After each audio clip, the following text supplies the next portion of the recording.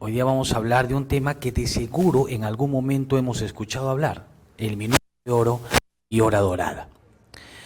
Cuando abordamos este tema, definitivamente se me vino a la cabeza decir, bueno, probablemente ya está todo hablado del minuto de oro y de la hora dorada. Sin embargo, al conversar con diferentes grupos profesionales, habían diferentes perspectivas en cuanto al minuto de oro. Algunos lo relacionaban con el mecanismo de reanimación, hablar de los pasos iniciales de la reanimación. Algunos nos hablaban de el minuto en el que hacemos algunos procedimientos para ayudar a la adaptación del recién nacido. Y un concepto más antropológico es todas aquellas actuaciones que hacemos por el bien de este bebé y el vínculo que pueda haber entre la mamá y el recién nacido. Es así que, si bien es cierto, todos hemos escuchado hablar de estos conceptos, les aseguro que tenemos varias opiniones acerca de qué es lo que se está tratando.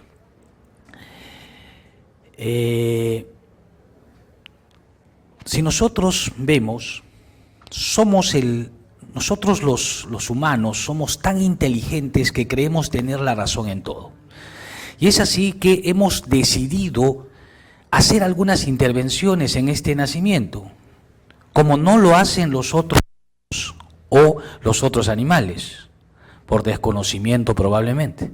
Hemos decidido atender a un bebé en una mesa porque nos da facilidad. Hemos decidido clampar el cordón umbilical cuando Dios no nos dijo que hagamos eso. Pero de seguro hay muchos trabajos de investigación que nos dicen que se ha disminuido la mortalidad materna perinatal. Pero ya estamos interviniendo en la fisiología. Estamos clampando o pinzando un cordón que definitivamente en un estado natural donde no hubieran médicos, enfermeras u obstetrices, no debiera clamparse, ¿no es cierto?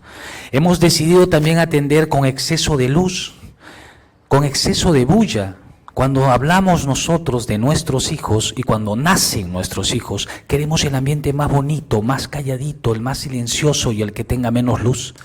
Sin embargo, cuando nacen en los hospitales, están en la cialítica, están en la cervocuna, están no solamente con el padre y la madre, y muchas veces no está el padre, sino están el médico ginecólogo y todo su grupo de ginecólogos, está el grupo de obstetricia, están las enfermeras y están los médicos pediatras. Ese bebé que tenía que nacer con 4 o 5 ojos, lastimosamente está naciendo con una pluriculturalidad por un gran número de veedores. Y ojo, no olvidemos que ahora en nuestros hospitales están naciendo también con residentes, con internos, y a veces hasta con estudiantes externos.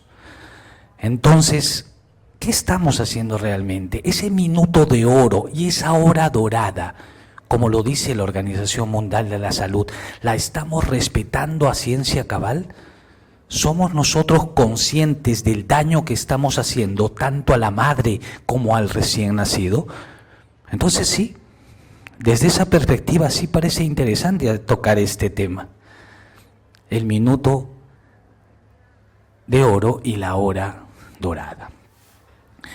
Bueno, de seguro todas estas intervenciones tienen algún sustento, eso no se va a quitar.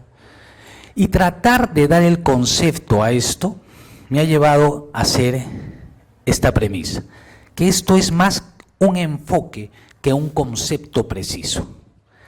Es el minuto y hora de vida donde se realizan intervenciones que mejoran la adaptación del recién nacido y la respuesta a la reanimación si es que se requiere, y esto va a mejorar obviamente el pronóstico a largo tiempo de nuestro paciente. Muy bien, ¿cuál es el objeto de manejar estos dos enfoques? Es nuestra capacitación, es que el personal que atiende a este componente materno y neonatal esté capacitado y dar lo mejor de sí para la mejor atención de este recién nacido. Y también, por si se necesitara, hacer los pasos correctivos si es que este paciente va a pasar a una reanimación o no, porque no todos nacen bien. Si bien es cierto, existe un pequeño porcentaje de niños que necesitan atención, lo necesitan. Y si los juntamos a todos y vemos tantas displasias broncopulmonares, vemos tantas parálisis cerebrales infantiles, vemos a hospitales de tercer nivel de rehabilitación que están abarrotados, pues no será culpa nuestra lo que estamos haciendo. Probablemente habría que analizar ese aspecto.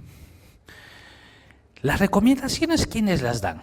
Pues obviamente la medicina basada en evidencias, está la Academia Americana de Pediatría, el Consenso Europeo y todas las instituciones que tienen unos logos muy bonitos y que ya nos están dando recomendaciones que tenemos que utilizar al momento del minuto y hora dorada. Así es que vamos a revisar todo esto.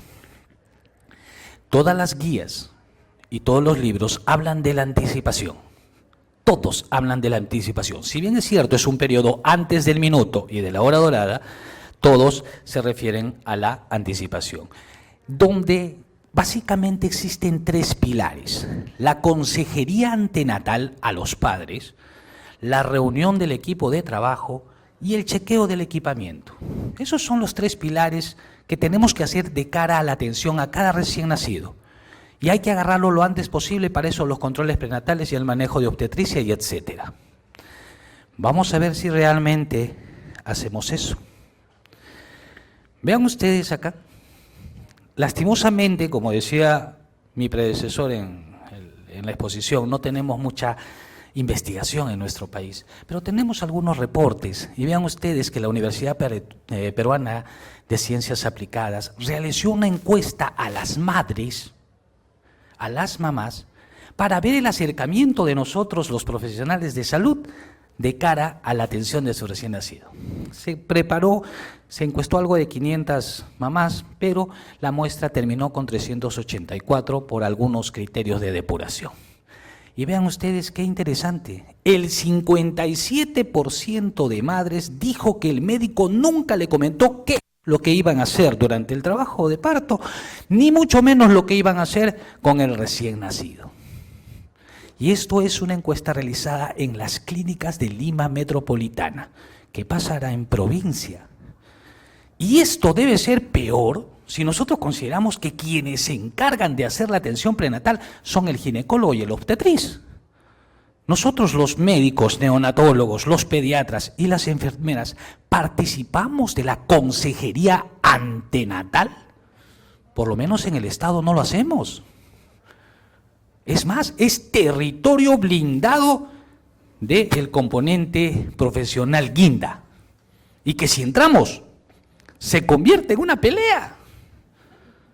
Entonces, ¿de qué equipo estamos hablando? ¿De qué trabajo en equipo estamos hablando? Vean ustedes lo que nos demuestra estas pequeñas encuestas. Como decía, primero que no coordinamos con nuestro componente, que es un cerco, obstetricia turquesa, guindas turquesas y blancos. Todititos buscamos nuestro territorio como si esto fuera un campeonato de fútbol. Y lo peor de todo es que muchas veces este escenario a mí me ha tocado vivir, y seguro que a ustedes. Estoy comiendo y me dicen, doctor, ya está la cesárea. Es más, me dicen, doctor, ya está la anestesia. Coordinamos con el ginecólogo realmente para la atención de recién nacido. Coordinamos con las obstetrices. Es más, yo ni las conozco en mi hospital. Y seamos francos, eso es lo que pasa.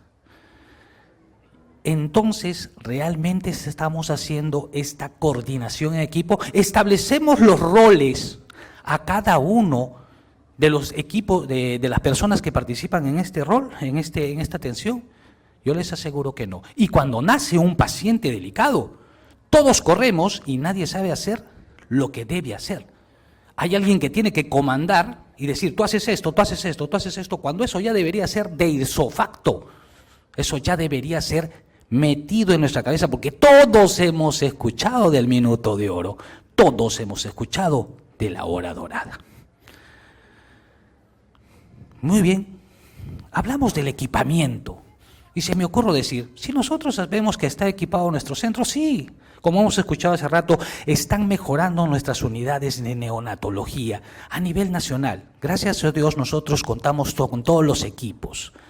Pero vean ustedes este reporte, el último reporte actualizado que tenemos del equipamiento de nuestros establecimientos que se dedican a la atención de la madre y del niño. Y qué sorpresa, solo el 42% cuenta con oxígeno. Imagínense.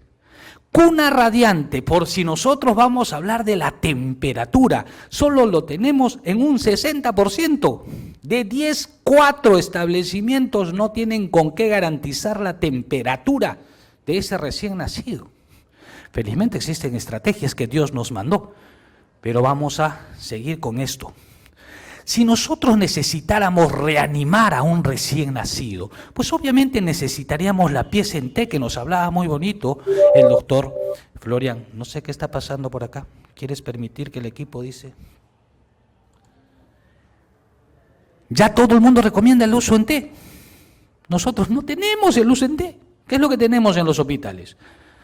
Afortunadamente en mi hospital ya existe el sistema en T para administrar la presión positiva. Pero la realidad es que ni siquiera lo consideran en los estándares de acreditación de nuestro país. Entonces, ¿qué es lo que tenemos en definitiva? El AMBU. Perdón, esa es la marca, es el balón autoinflable. Y sacamos nosotros la cantidad de establecimientos que tienen eso. Vean ustedes, solo el 48% tiene AMBU, el resto no lo tiene. Entonces, ¿de qué estamos hablando? ¿Será nuestro equipamiento el adecuado? ¿Tenemos el sistema de checks para hacer eso?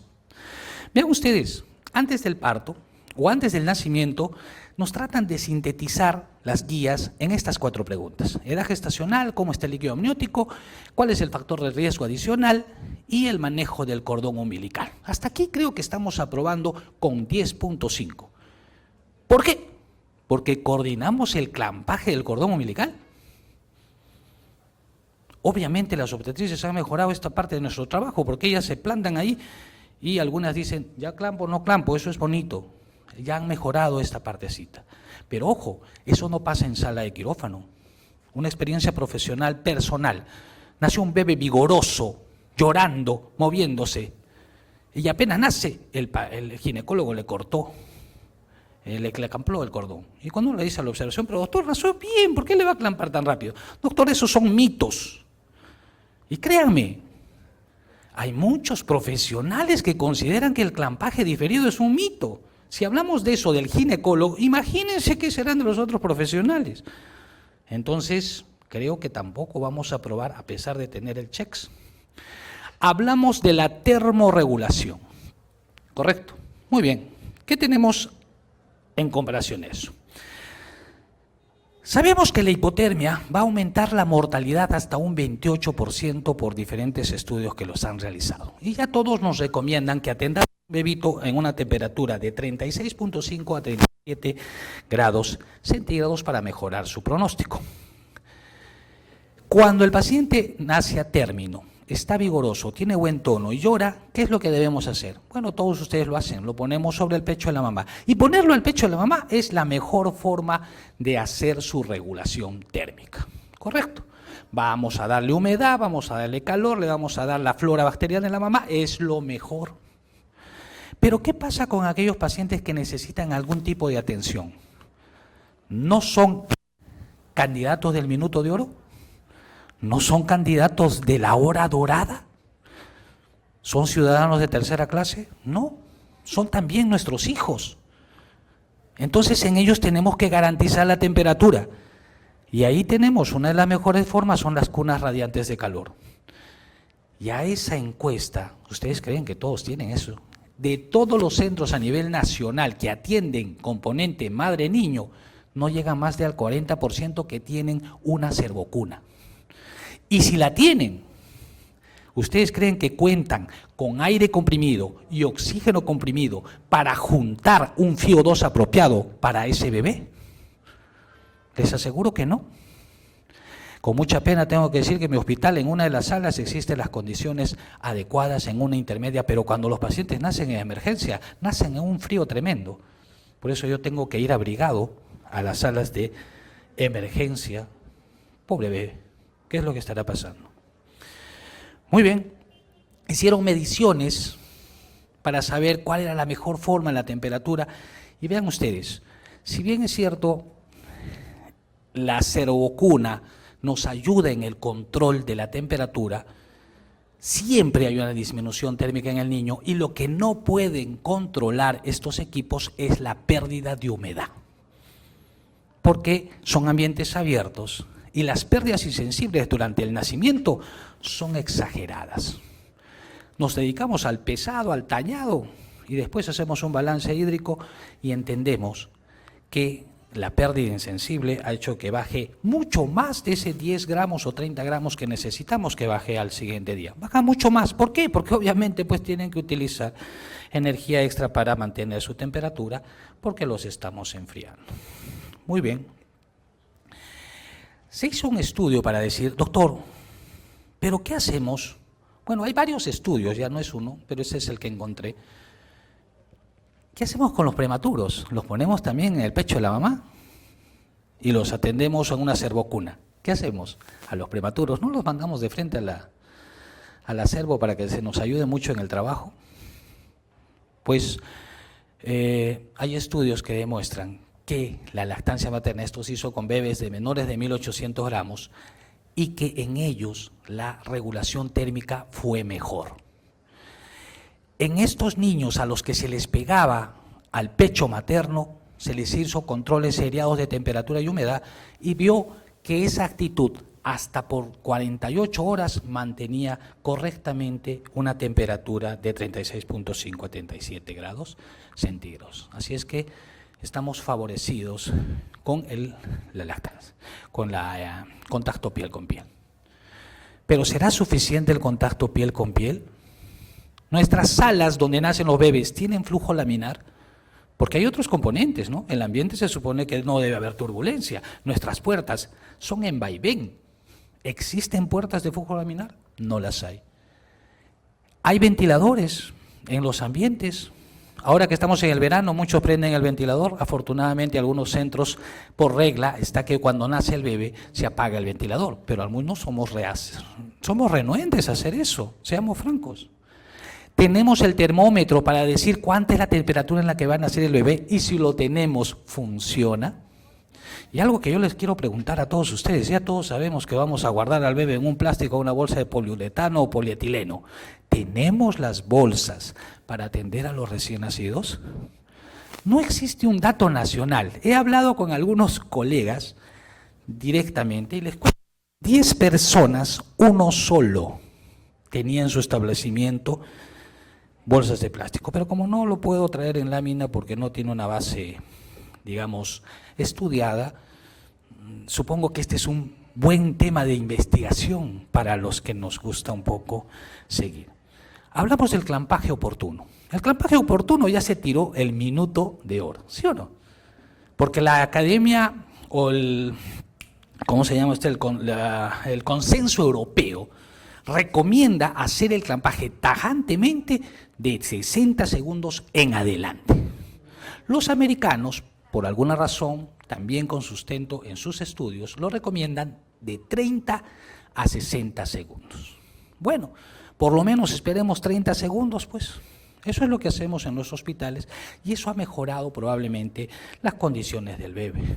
Sin embargo, tenemos que tener en cuenta que este clampaje va a ayudar sobre todo en la transición hemodinámica que va a tener ese paciente y en la estabilización, habiendo menor frecuencia de hemorragias intraventriculares y menor incidencia de enterocolitis necrotizante. Existen muchos estudios, tantos que ya no los he traído a colación porque ustedes conocen muy bien ese tema, pero sí he visto la necesidad de traer algunos estudios que se los voy a exponer más adelante. ¿Hacemos caso realmente a esto o no? Y cuando el bebé necesita ser atendido en una condición diferente al contacto piel a piel, nosotros podemos hacer el ordeñamiento Ahí tenemos básicamente dos ideas, ¿no? Bueno, en realidad es una sola idea. Se dice de que podemos hacer el ordeñamiento del cordón umbilical en mayores de 28 semanas para garantizar esa cantidad de sangre que le estamos quitando al momento de clampar el cordón umbilical, ¿correcto? Pero esto no se recomienda en menos de 28 semanas porque se relaciona con hemorragias intraventriculares. Al final, siempre tenemos que hacer un clampaje tardío. Muy bien. Para no quedar mal como peruanos, nos fuimos a la China. A ver qué hacen los chinos. Se les hizo un estudio y, ¿qué creen?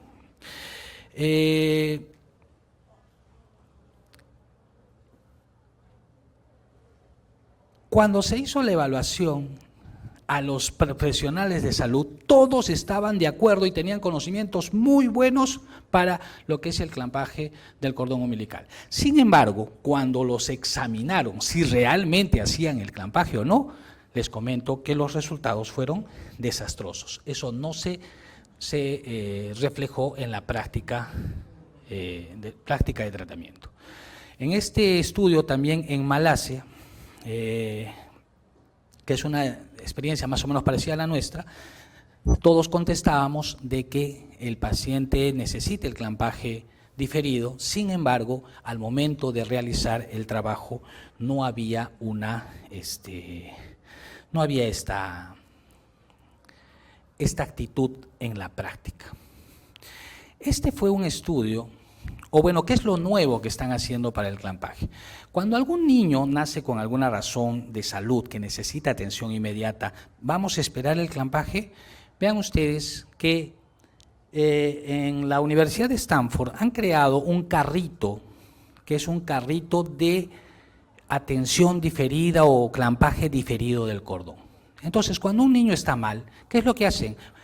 Inmediatamente nace, le ponen el carrito de reanimación y se le reanima dentro del carrito, esperando a que pase ese tiempo de clampaje en el cordón. Entonces hice un estudio para ver cómo se sentían los profesionales de la salud conforme a la utilización de ese carrito. ¿Y qué es lo que decían? Que el 36% de los profesionales estaban de acuerdo o muy satisfechos, el 27% satisfechos nada más, pero había un 30% que estaba neutral en la opinión. Yo debo asumir que estaban insatisfechos, y un 7% totalmente insatisfechos. Existen algunos reportes, sobre todo en los pacientes con problemas de hernia diafragmática, que apenas nacen, el neonatólogo inmediatamente lo intuba y empieza a dar las ventilaciones a presión positiva, y después de eso el ginecólogo recién clampa el cordón. Ojalá en algún momento nosotros lleguemos a esa experiencia sobre el clampaje del cordón umbilical. Vía aérea permeable. La vía aérea permeable es uno de los pilares en el minuto de oro, algo importante que debemos realizar. Y bueno, todos sabemos que no debemos realizarlo de rutina. Esto sí es un poco alentador, no tenemos reportes en nuestro país, pero estudiado esto en Brasil, se utilizaron las guías basadas en evidencias acerca de las succiones que hacemos en la boca o en la nariz. Y obviamente todas estas guías dicen que no hay que hacerlo si el paciente está vigoroso. ¿Para qué aspirarle? ¿Para qué estimularle el reflejo vago-vagal? ¿Para qué exponerlo a una situación de paro si el bebé está respirando bien, ¿no? Entonces, se dice que con la utilización de estas guías se ha reducido hasta un 65% el uso de la aspiración de la boca y de la nariz en los recién nacidos. Entonces esto parece prometedor. Monitoreo cardiológico. ¿Qué tenemos sobre el monitoreo cardiológico? Existen 4 formas básicamente de hacer eso. Tenemos el LKG, la pulsosimetría, la auscultación y la palpación del pulso en el cordón umbilical. Se dice que las 2 primeras son las más exactas, pero que demoran más. Las 2 últimas tienen muchas fallas, pero son inmediatas. Entonces lo que actualmente se recomienda es iniciar con la auscultación o con la palpación para continuar con el monitoreo cardiológico o con la pulsoximetría si es que se necesita. Sin embargo, para eso yo necesito un reloj, ¿sí o no? Y créanme que hay centros donde nacen bebés que no hay un reloj cronómetro funcionante. Y cuando hay, a veces está paralizado. O a veces el personal de enfermería pasa, me olvidé de apretar, doctor, o el personal de enfermería. Entonces, ¿de qué hablamos? Si nosotros pasamos a la reanimación, tenemos que hacer 15 segundos, 15 segundos, 15 segundos, 15 segundos. ¿Estamos de acuerdo o no? Pero no, nos olvidamos, médicos, no le vamos a echar la culpa a la enfermera nomás, médicos y todos los profesionales, nos olvidamos de prender ese reloj. Entonces, ¿de qué frecuencia estamos hablando? Si todos sabemos que cada 6 segundos vamos a contar. Entonces, ¿dónde está nuestra objetividad en la frecuencia? Es más, hacían una encuesta de ver quiénes tienen estetoscopio neonasal de todos estos establecimientos y ¿qué creen? Solo el 50% de establecimientos que atienden a niños y mamás tienen estetoscopio neonatal. Lo único que tenemos es nuestros dedos para palpar las pulsaciones del cordón. Por lo menos tendremos la obligación de hacer que ese reloj funcione y por ética prenderlo cuando nace un bebé, ¿verdad? La oxigenoterapia, esto sí es un poco alarmante. Las nuevas guías dicen que antes nos decían 21%, 30% y 100% dependiendo del momento de reanimación y de la población neonatal que se atienda, ¿no? Menos de 35 semanas a FIO 30, ¿correcto?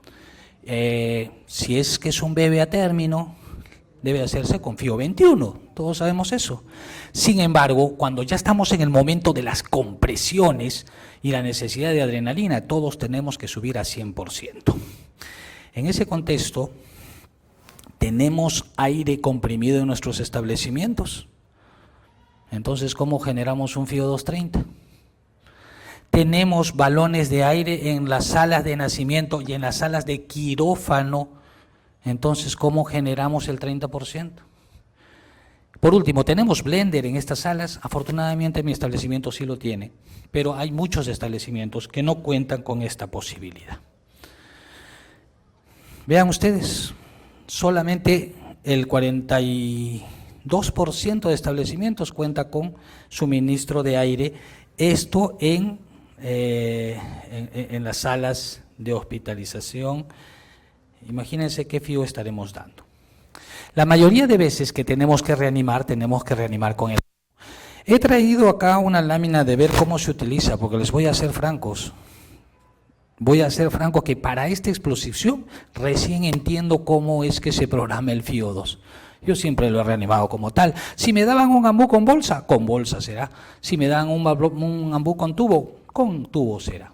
Pero ¿cómo se utiliza? Vean ustedes, en la parte superior izquierda, está abierto la fuente de ingreso de oxígeno que se va cargando en el balón, en la bolsa, y al momento de hacer la compresión vamos a dar un FIO 100. O sea, ¿esto podemos utilizar en el recién nacido? Sí, solo cuando necesitamos compresiones y reanimación avanzada, ya sea vía aérea alterna, compresiones y medicamentos, que corresponde al 0.3% de nacimientos que nacen, pero para ese podríamos tener esa bolsa.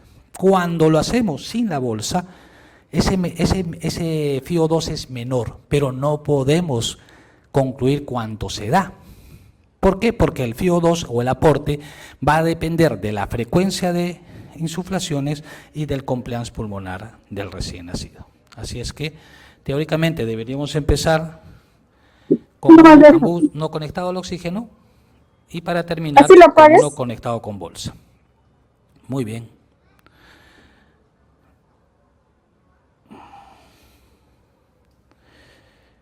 Se habla de ventilación efectiva cuando entra aire del pulmón y sale aire del pulmón. Y obviamente todas las guías de reanimación nos hablan de estos pasos, ¿no? Si el bebé no nace con esfuerzo respiratorio débil o tiene apnea ya secundaria, vamos a pasar con ventila 2-3, ventila 2-3, ventila 2-3 y vamos evaluando a los 15 segundos. ¿Por qué puse esto? Vean ustedes que a los 15 segundos tengo la obligación de evaluar la frecuencia cardíaca. Por eso es necesario que prendamos el relojcito que tenemos en nuestra servocuna. Y tenemos los diferentes escenarios por si no levanta el pulmoncito al momento de ventilar. Y tenemos el famoso Mr. Sopa, que todos ustedes lo conocen, que luego de al realizar dichas maniobras hacemos 4 a 5 compresiones para ver si levanta el tórax o no. Y bueno, tenemos 3 escenarios, ¿no? Si la frecuencia cardíaca es mayor de 100, sigo ventilando hasta que el recién nacido pase a su respiración espontánea. Si es de 60 a 90, tengo que hacer los pasos correctivos de la ventilación y estar revaluando cada 15 segundos. Y cada 4 a 5 compresiones. Si es menos de 60, ahí sí necesito el FIO 100 y las compresiones torácicas. Muy bien, la ventilación de presión positiva se recomienda con la máscara en T, la que tenemos grande ahí. Hay otra forma de dar que es la máscara de anestesia, no lo he puesto porque nosotros no la utilizamos. Lo único que utilizamos es el AMBU. Ojo, hay muchos profesionales renuentes a utilizar la máscara en T. Creen que no da o ejerce las presiones necesarias al momento de ventilar al bebé. Para hacer una atención, debemos de considerar en ventilación a presión positiva estos 4 parámetros. Debe haber un flujo constante que va de 10 a 15 litros por minuto. Debe haber un PEP. Los europeos, por ejemplo, recomiendan 6 centímetros de agua. En el momento de la reanimación, no estamos hablando en la atención que nos hablaba el doctor que nos precedió en la exposición. Y los americanos recomiendan iniciar con un PEP de 5 al momento de reanimar. El PIP, presión máxima, se recomienda utilizar una presión de 20 a 25 en el caso de los prematuros y de 25 a 30 en el caso de los atérminos. Y el FIO2 va a tener que ser según el objetivo, pero los 3 valores que siempre tenemos es el de 21, 30 y 100%. Muy bien, la máscara autoinflable, ¿da PEP o no? Realmente no da porque no hay un flujo continuo. Ustedes están insuflando de rato en rato. ¿Y qué creen que pasa cuando termino de la desinsuflación? ¿Continúa el flujo? No, se para. Entonces se han creado estas válvulas para limitar la salida del aire del pulmón del recién nacido para simular un PEP, pero no ha tenido buenos resultados. En la comparación con la máscara en T, vean ustedes, de rojo, ustedes tienen cómo es que funciona la máscara en T. Vean ustedes que se genera una línea de base que está más o menos en 5, que es lo que va a ayudar a generar la capacidad residual funcional. En cambio, lo que están en azul con la máscara autoinflable, vean ustedes que la presión llega abajo.